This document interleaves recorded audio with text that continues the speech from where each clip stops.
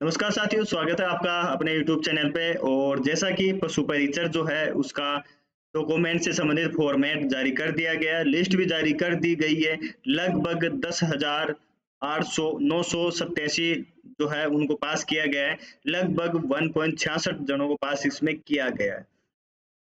बात करते हैं फॉर्मेट को लेके कि फॉर्मेट के अंदर कौन से आपको डॉक्यूमेंट्स बनवाने हैं, कौन सा क्या फॉर्मेट है वो मैं आपको समझाने की कोशिश करता हूँ। तो शुरुआत करते हैं। ऐसे ये जो है अपना नोटिफिकेशन है और आदेश जारी किया गया है राजस्थान कर्मचारी चयन बोर्ड जयपुर के द्वारा पशु परिचर सिद्धि भर्ती 2023 का दिनांक 3/4 को परिणाम जारी किया गया था। वरीयता सूची विभाग को प्रेषित की गई है और 1.25 ऑनलाइन इसके अंदर ये फॉर्मेट है ना। इस तरीके से आगे बात करते हैं। ये इन्फॉर्मेशन दे रखी है कि जो है स्क्रूटनी फॉर्म जो है स्टार्ट हो जाएगा आपको परसों से 12 तारीख से लेके 18 तक रहेगा। और इसके अंदर किया क्या जाएगा, तो आपकी जो डिटेल है ना वो डिटेल आपको फिल करनी है। कुछ डाउट ऐसे भी हैं कि सर हमने जो है उस टाइम शादी नहीं, शादी अनमेरिड थी, अब मैरिड है। तो अगर आपने वो मैरिज सर्टिफिकेट बनवा लिया है तो आप उसके अंदर फिल कर सकते हो और वहां दिखा सकते हो। और आपने नहीं बनवाया है और इतनी जल्दी बनेगा भी नहीं तो उसको अनमेरिड ही रहने दो आप, उसमें कोई वो टेंशन वाली बात नहीं है, घबराने वाला नहीं है आपको, है ना। तो इस चीज के लिए आप टेंशन फ्री रहें। वो डीवी हो जाएगा आपका, सबका डीवी होगा, टेंशन नहीं करें आप। आगे बात किया है कि 21 अप्रैल से 15 मई तक ये निर्धारित समय दिया गया है। 10 बजे से लेकर आपको ये जारी है। आगे बात करते हैं। पात्रता की जांच हेतु उपस्थित होते समय निम्न बिंदुओं का विशेष आपको ध्यान रखना है। कौन से ऐसे बिंदु है जिनको आपको ध्यान में रखना है। समस्त अभ्यर्थी पशु परिचय सिद्धि भर्ती परीक्षा 2023 के लिए राजस्थान कर्मचारी चयन बोर्ड द्वारा जयपुर दिनांक 6/10/2024 जारी विज्ञापन के अनुसार अध्ययन कर जो आपका नोटिफिकेशन है ना उसको पढ़ना है सही तरीके से कि क्या उसमें अपने थाने फॉर्म अभी कभी बार ऐसे भी जल्दीबाजी में फिल कर देते हैं। तो उसके अनुसार आप योग्य हो या नहीं हो। वो अभ्यर्थी विस्तृत आवेदन सह परीक्षा फॉर्म जो है मैं समस्त दस्तावेजों सहित सब प्रमाणित यानी खुद को आपको सेल्फ अटेस्टेड करना है। जमा फीस की प्रति अपने साथ लेकर आनी है। अगर आपने फीस उस टाइम जमा हुई है तो वो आपको लेके जानी है। आगे बात करते हैं अपन इसके अंदर अभ्यर्थी विस्तार दिए हो गया। शैक्षणिक योग्यता आयु जाति मूल निवास चरित्र प्रमाण पत्र विशेष योग्यजन विवाह खेल व्यवहार होने में सक्षम अधिकारी द्वारा जारी अनापत्ति प्रमाण पत्र समस्त आवश्यक मूल दस्तावेज प्रमाण पत्र सहित स्वयं का पहचान पत्र होना चाहिए। 2 नवीनतम यानी जो है लगभग आपको 4 सेट बनवाने हैं हर चीज के। इसमें तो 2 ही मांगे हैं लेकिन आपको 4 सेट बनवाने हैं फोटो कॉपी करवा के। कभी कभार ये होता है कि फोटो कॉपी कम पड़ जाती है तो वो आपके काम आ जाएगी, इसलिए आप पहले बनवा के जाए 2 की जगह 4 रंगीन फोटो लेके जाए।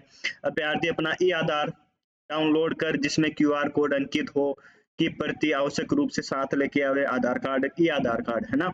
और विस्तृत आवेदन पत्र के साथ प्रमाण पत्र दस्तावेजों स्वयं प्रमाणित प्रति संलग्न परिशिष्ट निर्धारित क्रमानुसार संलग्न करें। जिन अभ्यर्थियों द्वारा ऑनलाइन विस्तृत आवेदन सह परीक्षा फॉर्म नहीं भरा गया वे अभ्यर्थी राजस्थान कर्मचारी चयन बोर्ड के द्वारा वेबसाइट उक्त फॉर्म डाउनलोड कर प्रिंट ले सकते हैं। ये पोस्टल रूप है ये, है ना। आगे बात करते हैं कि दस्तावेजों हेतु शपथ पत्र एवं अन्य दस्तावेजों प्रारूप अभ्यर्थियों हेतु दिशा निर्देश है ना। ये है कौन से चाहिए आपको वो इसमें दे रखा है ना। ठीक है। आगे बात करते हैं आवश्यक डॉक्यूमेंट कौन से हैं। यहाँ पर ये रहे सबसे इम्पोर्टेंट। इसमें ये दे रखा है कि ऑनलाइन आवेदन सह परीक्षा पर पत्र आवश्यक कॉलम की पूर्ति की जाकर प्रस्तुत किया जाना है। विस्तृत आवेदन सह परीक्षा निरीक्षा प्रपत्र के साथ स्वयं हस्ताक्षरित अपलोड किए गए दस्तावेजों की निम्नानुसार जो है आपको सेल्फ अटेस्टेड करना है और जो स्क्रूटनी फॉर्म है उसमें अपलोड करना है। ठीक है।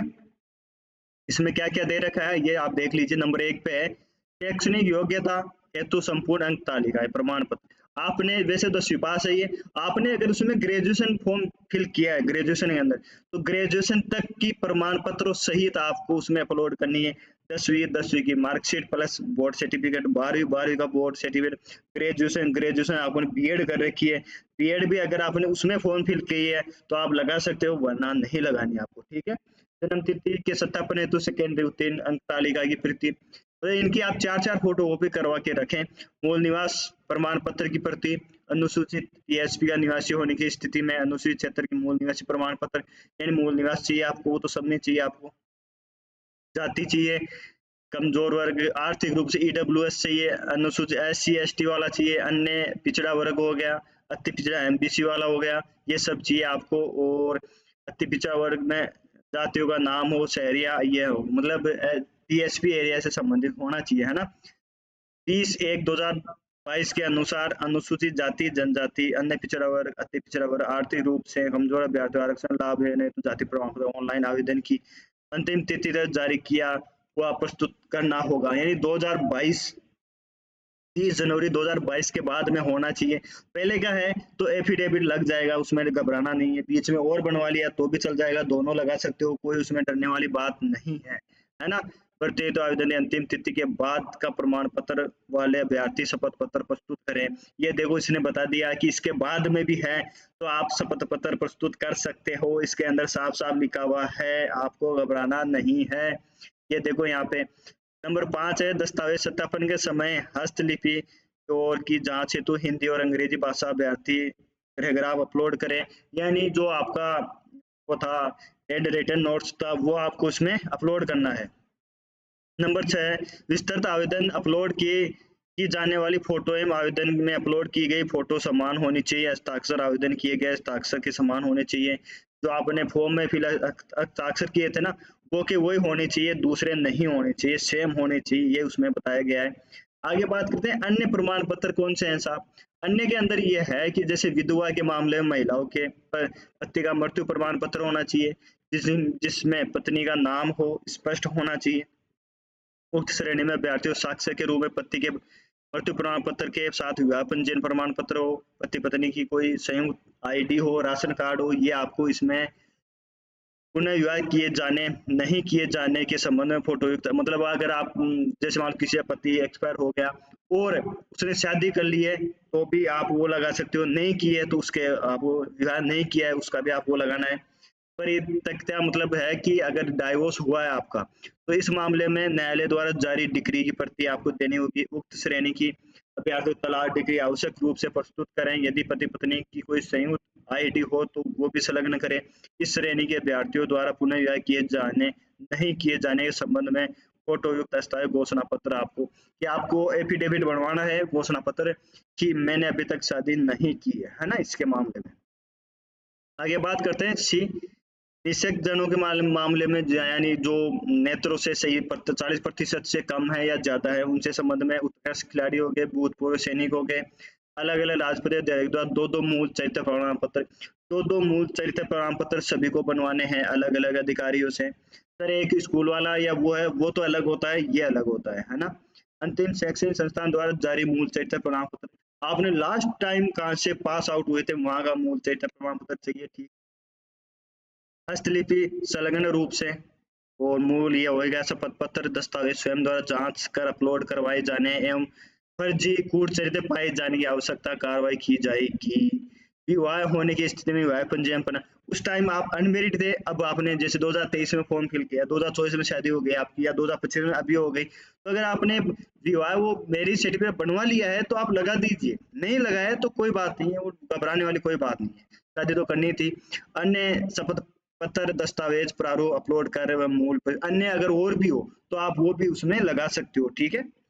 अभ्यर्थी सभी शैक्षणिक जाति मूल निवास विकलांगता प्रमाण पत्र सहित ये लगा सकता है। अभ्यर्थी 9 नंबर है अभ्यर्थी पात्रता जांच हेतु ऑनलाइन स्थित आवेदन सह परीक्षा निकाल प्रपत्र की जांच हेतु स्वयं का फोटो आईडी प्रूफ दो, पासपोर्ट साइज फोटो अवश्य लेकर तो नहीं 4-5 लेके जाना आप तो। अभ्यर्थियों को दिशा निर्देश ये हो गया है ना इसके अनुसार। आगे बात करते हैं ये फॉर्मेट है साहब चरित्र प्रमाण पत्र का है, ये आपको इसमें फिल करना है और फिल करने के बाद में आपको इसमें दिनांक ये कार्यालय की मोहर लगवानी है, इसका प्रिंट आउट निकलवा लेना आप। और ये घोषणा पत्र है, सामान्य घोषणा पत्र है, कोई खास नहीं है। इसके अंदर आप अपनी ये पूरा नाम पता ये मोबाइल नंबर ये करना है। इस संतान संबंधी घोषणा पत्र अगर है शादीशुदा हो संतान है तो उसके संबंध में, नहीं है शादी नहीं की तो उसके मतलब आपका काम का नहीं है। आगे बात करते हैं ये अविवाहित अभ्यर्थी द्वारा प्रस्तुत किया जाने की घोषणा, अविवाहित फॉर्मेलिटी यही है ना, कोई ज्यादा खास नहीं है इसके अंदर।